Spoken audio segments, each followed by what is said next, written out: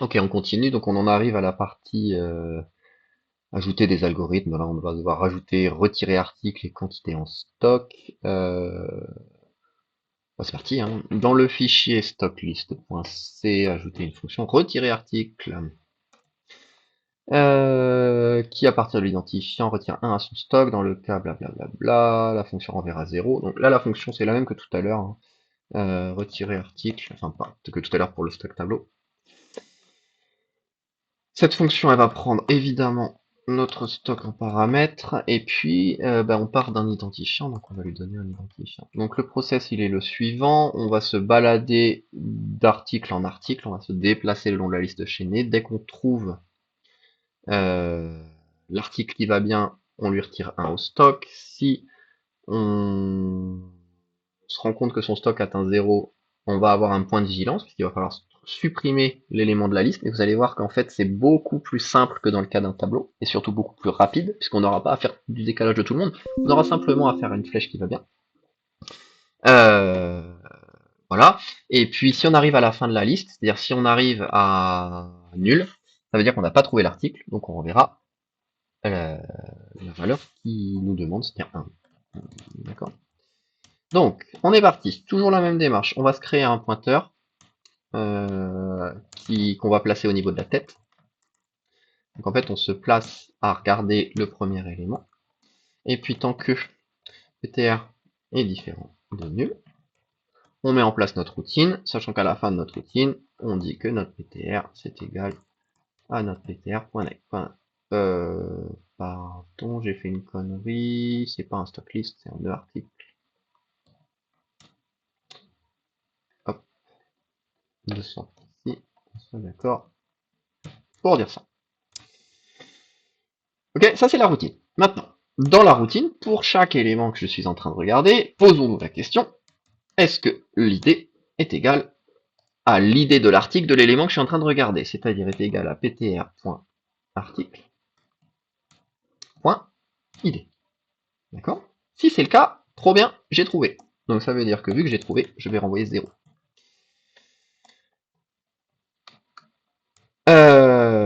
La première chose que je fais, c'est je décrémente le stock de mon article.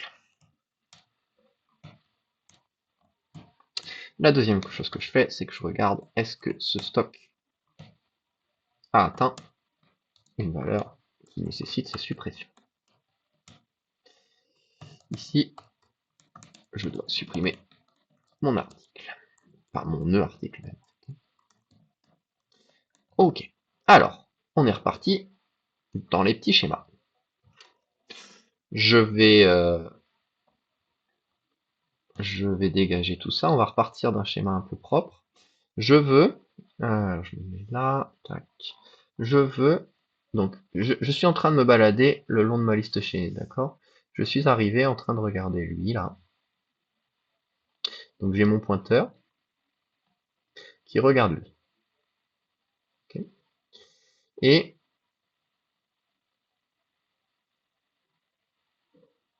ma liste chaînée continue comme ça, tranquille.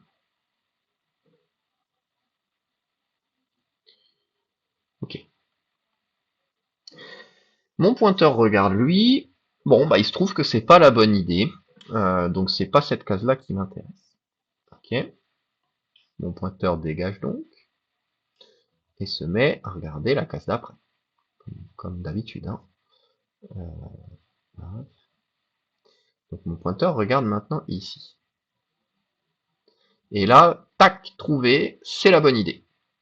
Donc à partir de maintenant, je viens d'identifier que c'est la bonne idée, et pas de bol, le stock arrive à 0 une fois que j'ai fait mon moins. Donc mon objectif, là, maintenant, c'est la suppression de ce truc-là. Ok. Que veut dire la suppression de ce truc-là? Eh bien, ça veut dire plusieurs choses. Ça veut dire, un, libérer la mémoire de ce truc-là. D'accord? Donc ça, je peux m'en occuper maintenant. Je vais devoir libérer la mémoire. Mais si je fais ça, j'ai un gros problème. Ah, j'ai un gros problème. J'ai un problème, c'est que ma chaîne est cassée. C'est-à-dire tout ce qui vient après, je n'y ai plus accès. Et ma chaîne, lorsque j'arrive à cet endroit-là, cette flèche-là, là, bah maintenant elle regarde vers une zone mémoire qui a été libérée. Donc quand je vais faire ptr.next, je vais pas regarder vers nul, je vais regarder vers une valeur indéterminée. D'accord?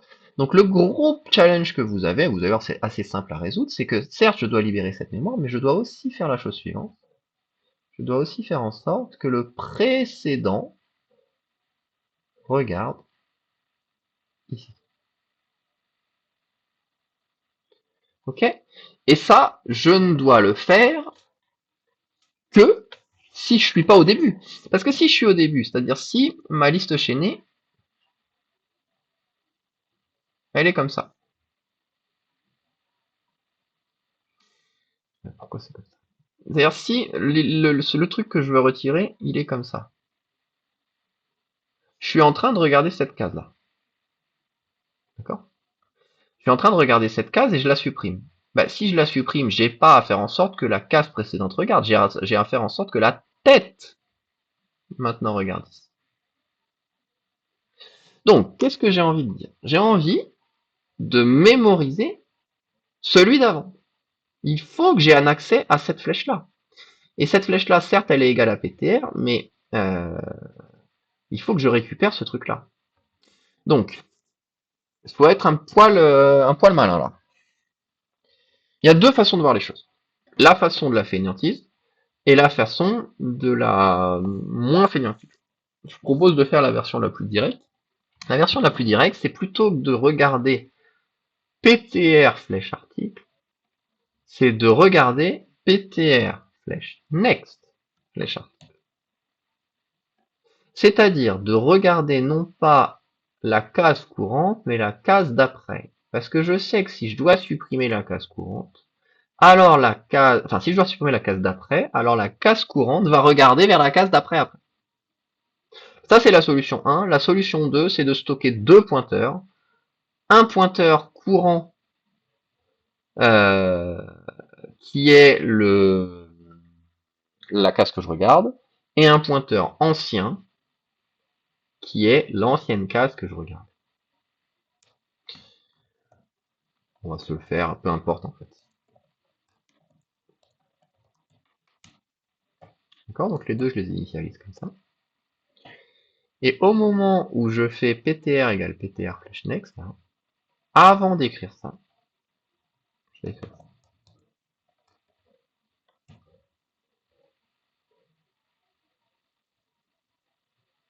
Je vous laisse le temps de comprendre ce truc-là, mais grosso modo, je mémorise l'ancienne case. Ce qui fait qu'avant de libérer ptr, je vais dire que ancien.next est égal à ptr.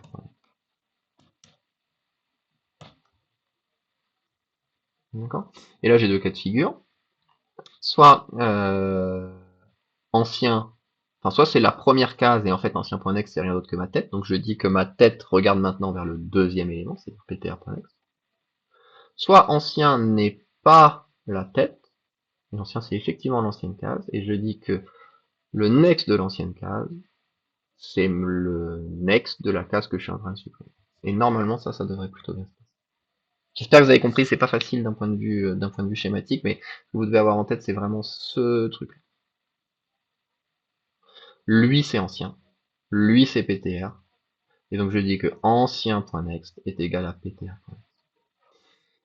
Dans le cas où c'est la première case, lui c'est à la fois ancien et ptr. Et donc je D'ailleurs non, c'est faux. C'est faux ce que j'ai écrit.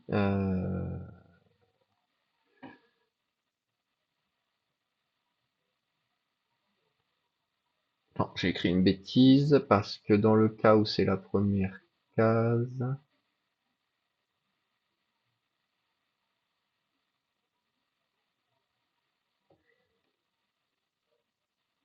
on va faire ça. On va séparer les deux cas. Si ancien est égal à nul, ça veut dire que c'est la tête. Donc dans ce cas-là, je veux dire que mon stock.tête est égal à ptr.next. Sinon, il y avait bien un truc qui me gênait, je voulais essayer d'en sortir sans if else, mais en fait, il n'y a pas le choix. Donc là, j'ai le cas si je supprime la tête, et là, j'ai le cas si je supprime n'importe quoi d'autre que la tête. Parce que ça, ce ne sera égal à nul qu'au premier passage, puisqu'au deuxième passage, j'ai ça. Ok, normalement je suis pas mal, alors un peu vicieux. J'espère que vous avez compris. Ensuite, on va faire la partie quantité en stock. Là, ça sera beaucoup plus simple puisque j'ai pas de manipulation mémoire. J'ai juste à me déplacer. Combien j'ai en stock, donc ça va renvoyer un entier.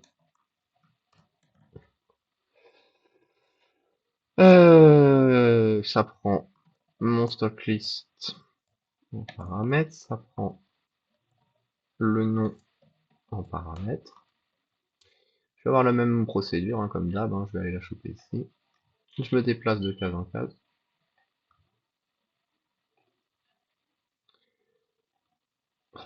Hop. Si ma case courante contient le bon nom,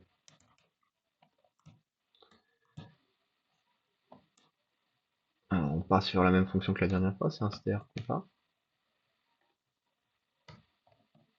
Si c'est égal à 0, bah, j'ai trouvé le bon nom, donc dans ce cas-là, vous vous rappelez qu'on avait fait un petit compteur, on va refaire la même chose.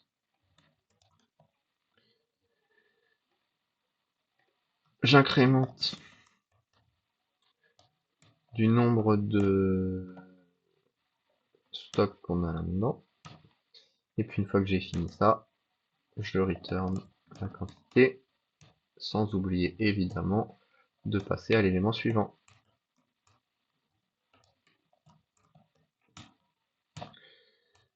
Voilà, on doit pas être trop mal. Même chose que pour la partie 1, je vais pas faire le fusionner doublon, là ça alourdirait pour rien la correction.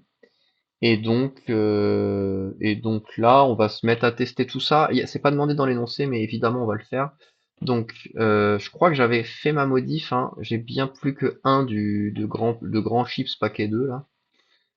Euh, donc, allons-y. On va. Alors, regardez, j'ai fait une bêtise. Je viens d'y penser, mais on va le résoudre facilement. Je n'ai pas mis les prototypes, donc faisons-le, histoire d'éviter les erreurs. Hop,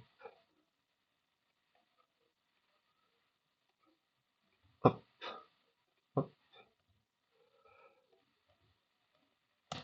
On enregistre ça. Et donc là-dedans, ce que j'ai envie, c'est quoi? C'est de retirer euh, du mon stock. Je crois que j'avais mis 5 et 8, on va faire la même chose. On va réafficher mon stock list. Donc logiquement là, on va déjà exécuter ça. On va voir déjà si j'ai des erreurs. Alors il y a un monde, voilà, ce que j'allais dire, il y a un monde où j'ai fait des bêtises, hein. Donc on va les corriger. En quantité en stock, j'ai fait une bêtise. Qu'est-ce que j'ai fait comme bêtise?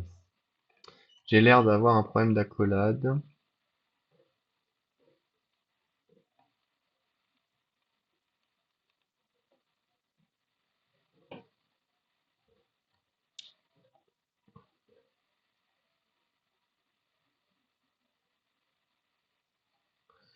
Oh là, j'ai un caractère qui s'est glissé, alors là je vais être embêté. Je sais pas où c'est, mais j'ai un caractère. Ah bah, non, ouais voilà, j'ai un point virgule qui manque là.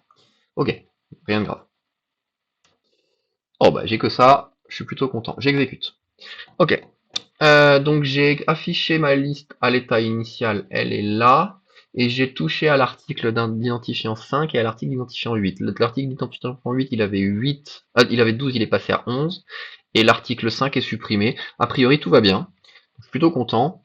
Je suis plutôt content.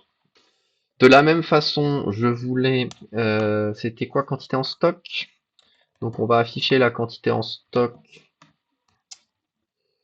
Euh, c'est un D. Et on va afficher la quantité en stock de quoi? On va afficher un 60 de frais huile d'olive. Allez, hop.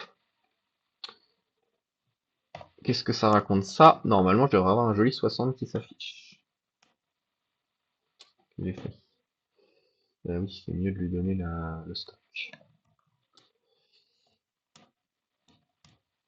Ok, j'ai bien 60. Bah écoutez, on a l'air plutôt pas mal, hein.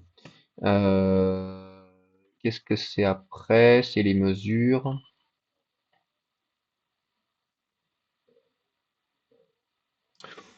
Combien on est de vidéos là? Bon, allez, je finis ici, ça va aller vite. Donc on me demande de vérifier les ordres de grandeur de la fonction afficher stock list. Donc le afficher stock list, on va l'afficher ici, on va le mesurer ici. Vous vous rappelez, hein, je reviens pas sur ce que j'ai écrit là, puisque on l'a déjà fait. Paf, et ce que je veux, c'est afficher casté en double, clock moins début, le tout divisé par clock par seconde. Tiens, clock par seconde, je ferme ça, et j'exécute. Donc là, je le fais pour 10 articles. Pour 10 articles. Ah, ouais, alors attendez, on va mettre ça en commentaire. Hop, en fait, c'est la flemme de remonter. Donc ça prend 1 milliseconde. De mémoire, ça prenait 4 secondes quand on était à 100 000, hein, ou à 1000. Donc je vais mettre directement le 1000. L'idée, c'est de se rendre compte que c'était le même ordre de grandeur.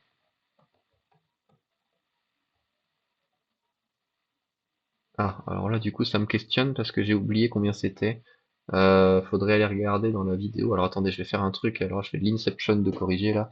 Je vais aller regarder dans mon corrigé combien de temps ça prenait.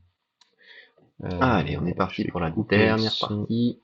Hop, hop. Voilà, c'est ça que je voulais voir. Et donc à l'exécution, ouais, bah on est littéralement sur la même chose puisqu'on était à 0,109, on était à 109 millisecondes pour un stock tableau, on est à 110 millisecondes pour une liste chaînée. Donc c'est simplement de la vérification, mais on vient de vérifier qu'il n'y a pas de différence entre l'affichage, qui est heureusement logique puisque la complexité est la même. Ok,